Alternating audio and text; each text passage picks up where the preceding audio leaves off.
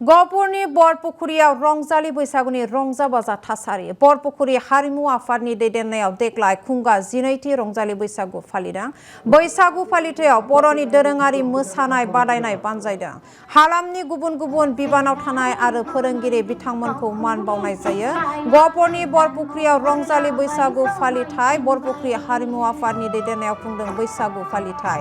देग्लाय खुंगा 12थि रंजालि बैसागु फालिथाय खुंफुंदों आरो बर'नि दोरोङारि मोसानाय बादायनाय खुङो। गागि सुबुं बिथांमोनखौबो मान बावनाय जायो बे बैसागु फालिथायाव।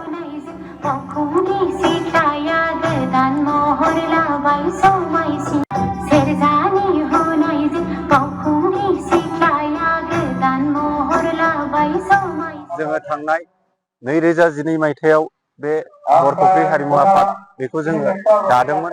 बिनि उनाव जोङो बोसोरै फारियै बैसागु फोरबो मेलाखौ जों खुंबोगासिनो दं।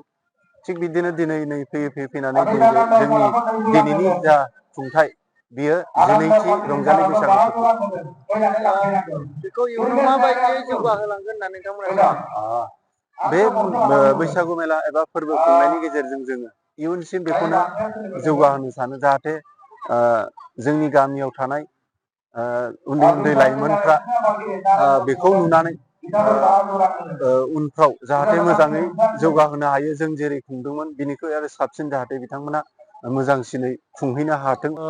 जोंनि नैबे बरपुखुरि हालामाव जोङो बरपुखुरि हारिमु आफाद बेखौ 2012 मायथाइयाव दादों आरो 2012 मायथाइयाव दानायनिफ्राय जोङो जुरिबोनानै जोङो मोनसे थांखिजों जों बेखौ दानाय जादों आरो जों बेखौ बोसोरफ्रोमबो खुंबोबाय थादों। जोंनि थांखिया बेनो जे जोंना बैसागुफ्रा जोंनि बर' हारियाव जोङो लासैनो गोमालांनायखौ एसे नुबोनाय जादोंमोन। जायनि जाहोनाव जोंनि बै समाव लासै लासैनो बैसागुखौ बावनो नागिरबायमोन। बेखौ नोजोर बोनानै जोंनि बे बरपुखुरि हालामनि जों सिङाव थानाय माखासे जों माने सानलायनानै जोङो मोनसे बरपुखुरि हारिमु आफाद मुङै मोनसे आफाद दादोंमोन। बे आफादनि गेजेरजों जोंनि बर'नि आंगोथार रंजालि बैसागु बेखौ जों जाहाथे जोङो मोजाङै फोथांना लाखिनो हायो, बेखौ नोजोर बोनानै जोङो बोसोरफ्रोमबो नैबे रंजालि बैसागु आफाद माने मेलाखौ जों खुंबाय थादों। बे मेलानि गेजेरजों जों बेखौनो माने फोरमायनो सानो जे जोङो नैबे रंजालि बैसागुआ जे जोंनि बर'नि मोनसे आंगोथार गारनो हायै मोनसे फोरबो, बे फोरबोखौ जोङो जेब्लायबो माने फालिलांबाय थानो हायो। आरो बेजों लोगोसे जोंनि खना खनला थानाय जायफोर माने गावनि रोंगौथि गोनां, बै रोंगौथि गोनांफोरखौ नैबे गुवारै गुबुन गुबुन गामिनि गेजेराव दिन्थिफैनो हायो, बेखौ जोङो नोजोर बोनानै नैबेखौ मेलाखौ खुंबाय थानाय जादों आरो बेखौ बुंनांगौआथ' जोबोद माने दुखुनांथाव बाथ्रा बे। जेरै आंबो माने बे गंगोनाखौ दाबो आखाइजों दांनो मोनफेराखै।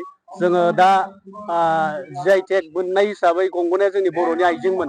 बेनो जोङो आं दहाय गिबियाव बुंनाय बाथ्राया आरो जों गामि गामि बैसागु खुंनाय समाव माखासे दामजुफोरखौ जोङो गावनि आंगोनि दामजुफोरखौ गारनानै जानला मोनलायै जोङो बैसागुखौ फालिबोदोंमोन।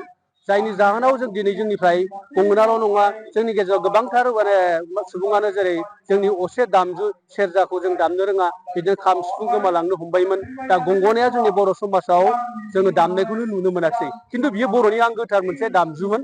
दा जोङो बेखायनो आं दहाय बुंनाय बाथ्राया बे जोङो जोंनि नैबे माने बरपुखुरि हारिमु आफाद, बे आफाद दानायनि थांखिया बेनो जे जोंनि गोमानाय माखासे दामजुफोरखौ जोङो